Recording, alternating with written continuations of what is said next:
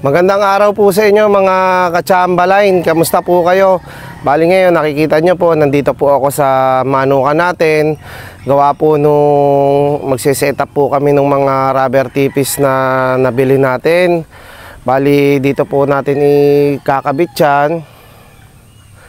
So medyo malaking trabaho siya. Bali pinapanik na po yung mga tipis na nabili natin, inaakyat na po dito. Makikita nyo po dun sa likuran ko. Nandito na po yung ilan sa mga nabili natin. So tara mga ka-Chamberlain, tignan po natin. Tapos yung mga pullets na harvest namin, i-share ko rin po sa inyo, ipapakita ko rin po. So samahan nyo po ako mga ka-Chamberlain. Ito yung mga gray natin dito. Ayan. Talagang binata na sila. Ayan. Ito pa yung iba. Tapos meron doon. Tapos ayan.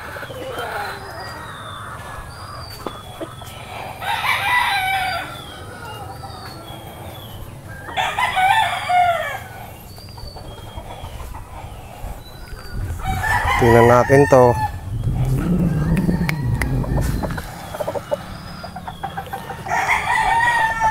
Yung golden boy stag natin.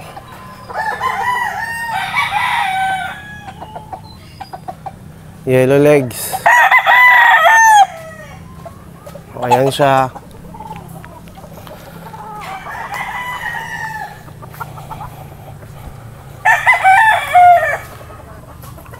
Ito pa yung isang stag natin. So ito yung manukan natin mga ka-Chamberlain.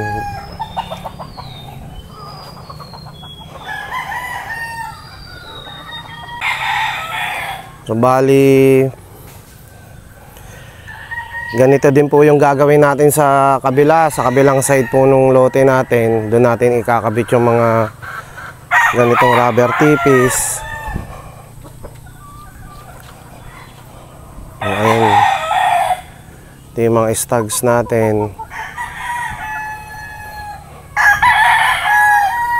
Pasayin pa yung mga pinalalaki natin.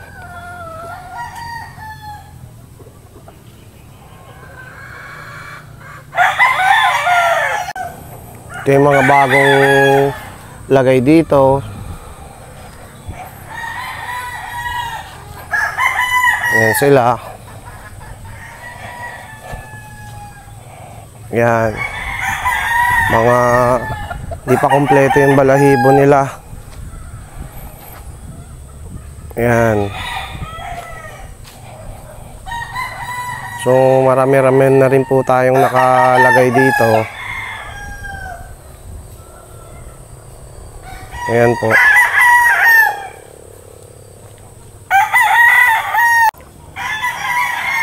Ito naman pwede nang ilabas dito sa loob ng range natin para mailagay naman siya sa 3x5x5. Mga marami-rami na rin po tayong pwedeng ilabas. So tamang-tama, ire-ready natin yung lagayan nila.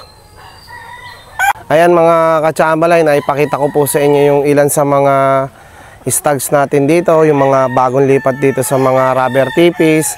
Maya-maya po, hintayin ko lang po matapos yung kasama natin dito para mayroon akong katuwang. Siya po yung tagahawak ng pullet para po mas makita nyo pong mabuti. Ayan, ganyan nila hinahakot yan. Mano-mano. Ayan, tapos yung ibang kasamahan niya, ayan, kukuha ulit. Bali, apat sila na nag-aakyat, iaakyat muna nilang lahat. Kasi mayroon pa doon na nasa labas. May pinapasok na lahat. Diretso na dito sa taas. Ito yung isang Gilmore pullet natin mga ka-Chamberlain. Yan. Yan yung mukha niya. Balahibo.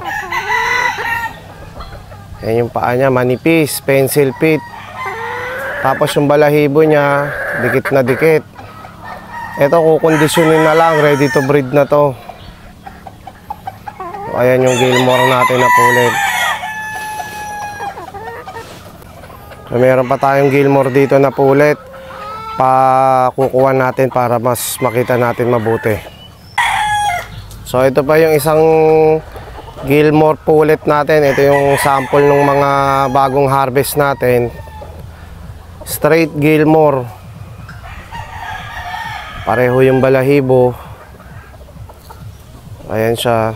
Dikit na dikit yung balahibo, tight feathers, tapos pencil pit. Yan po yung mukha ng Gilmore natin. Bagong harvest po ito, kagabi lang namin to kinuha. So ayan siya. Quality quality. Tapos kukuha naman tayo ng mga ng mga sample nung na-harvest natin ng mga golden boy pullet. So tara, tignan natin tong mga to.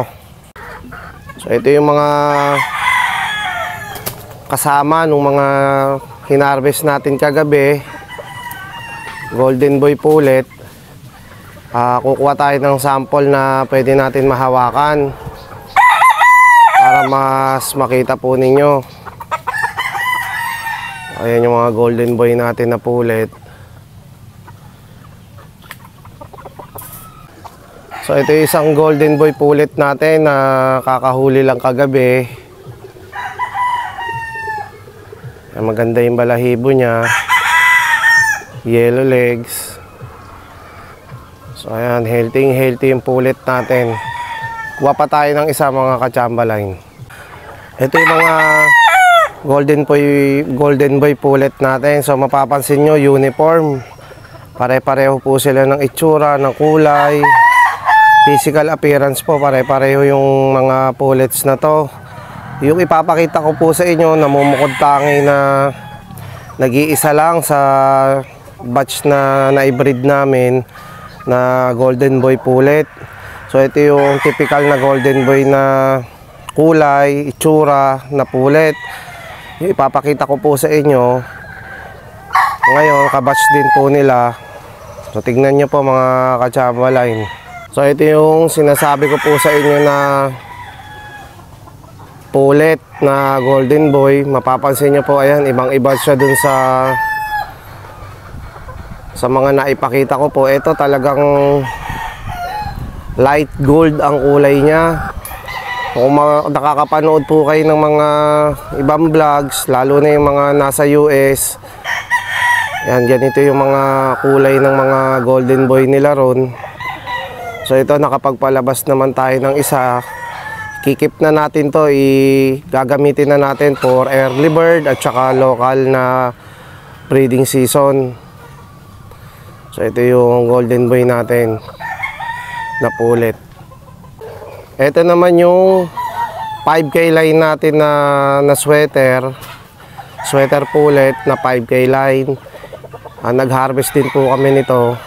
So ito yung isa sa mga sample natin. Makikita nyo, ganda ng balahibo, tight feathers, tapos yung paa niya pencil pit din. Maganda yung mata niya, luwang-luwa, dikit na dikit yung balahibo. So ito yung mga pullet natin dito na bagong harvest. Next month, pwede na natin tong i-share. Siyempre, i-condition muna natin sila para mas lalo pa silang gumanda. 5K line sweater. Ito pa yung natin na hatch pullet. Ito po, two-way hatch. Bali, ang tatay, Gilmore, tapos ang nanay naman niya is na straight na Maclean. Ito po yung two-way hatch namin. Bagong harvest din po. Yan yung itsura niya. Healthy din po. Ayan o. Two-way hatch. Gilmore Maclean pullet. Ngayon, mga ka-chamberlain, napakita ko sa inyo yung mga bagong harvest natin ng mga pullets. Bali, mapapansin nyo po, wala po akong naipakitang mga Boston pullets kasi today po o mamayang gabi Yun naman po yung mga haharvestin namin para mailabas na dun sa range. Mapaliguan na sila, ma-deworm na rin sila ng sabay-sabay. Ito naman mga katsambalay yung isa natin hatch gray na stag na newly harvest din. So ayan siya, kasabay po ito ng mga pullets na hinarvest din kagabi. So ito yung isa natin hatch gray na stag. Ayan po siya, gwapong gwapo, healthy, quality stag, maganda katawan, maganda balahibo, maayos yung pag-aalaga. Hatch gray. Ito naman yung bagong lagay dito sa mga rubber tipis natin. Ito yung sinundan nung hatch gray na ipakita ko. So nandito na sila sa pwesto nila na rubber tipi. Ito yung sweater stag natin na 5K line. So ayan siya, makinis din, healthy lumaki. Ito naman yung golden boy stag natin. Ayan, bagong labas lang din yan dito. Yellow legs, pecom. Ayan yung itsura niya. Lumaki rin siyang healthy, makinis. Maganda yung katawan niya. Golden boy stag. So ayan mga katsambalay, na i-share ko sa inyo yung mga ibang stags natin. Bali dumating yung anak ko, si Kuya Chim. Siya yung taga-breed ko rito. So magpapakita pa po tayo ulit ng ibang stags. Subukan natin, baka may nakatali na po tayo dito na Boston Roundhead. So tara mga katsambalay, pagpatuloy po natin to. Ito mga katsambalay, yung straight na Boston Roundhead natin. Dun sa mga katsambalay natin, alam nila na yung lalo na yung madalas na yung regular dito sa bahay natin, alam po nila na ang Boston Roundhead natin is galing kay Sir Marlon Escolin. So ito yung bagong labas din dito, yellow legs, pecom, tapos yung pulok niya may mga slick. Ayan po, may marang mga itim-itim. So trademark yan na isang Boston Roundhead na straight. So ayan siya, Boston Roundhead na stag. Kalalabas lang po niyan mga katsambalay. So gwapo rin, healthy rin lumaki. So magandang stag to. So ito isang Boston din na roundhead. Ayan na stag. So gwapong gwapo to. Good for breeding materials. Ang ganda po nung silong niya. Quality stag. Ito po yung Boston natin. Maganda sukat.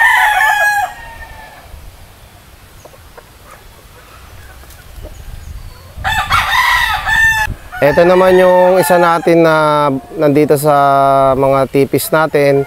Yung isang Gilmore na stag. So ayan siya. Maganda po yung balahibo din niya. Healthy rin siyang manok. Maganda po ng mata niya, oh. So ito yung Gilmore natin na stag. So ayan po mga katsambalay, na i-share ko na naman po sa inyo yung isang buong araw na activities namin dito, yung mga gagawin namin. Naipakita ko din po sa inyo yung mga newly harvest natin na pullets, yung mga stags po na inilabas namin dito sa range. Dun sa mga nagtatanong po kung paano po maka-avail, pwede nyo po i-follow yung FB page natin. Pwede nyo po akong i-message doon. Nandun na din po yung contact number ko para sa kompletong information kapag po o kung kailan natin i-release yung mga breeding natin. Gusto ko po munang magpasalamat po sa lahat ng nakapanood po nito. Maraming salamat po sa inyo. Kung nagustuhan nyo po yung video, paki-like po. Kung di pa po kayo naka-subscribe, sana po makapag-subscribe po kayo. Siyempre sa lahat po ng mga katsambalay natin dito na palaging nagla-like, Yung mga nagko-comment po, maraming salamat po sa inyo. Hanggang dito na lang po muna mga ka-Chamberlain. Ingat po tayo palagi. God bless po.